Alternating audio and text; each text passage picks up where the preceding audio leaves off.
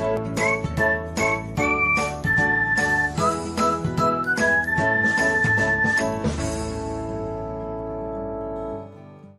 everyone, welcome back to another episode of Technologyglance.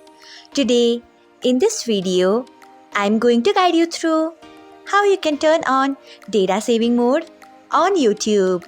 So, let's get started. Firstly, open YouTube app in your device.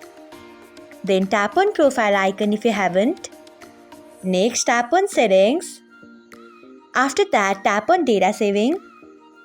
Then you can see the option of data saving mode at the top. Turn on it by tapping on it. So this is how you can turn on data saving mode on YouTube. Thanks for watching. If you found this guide helpful, we would love it if you hit the thumbs up button below. We upload great new tech tutorials like this one every day.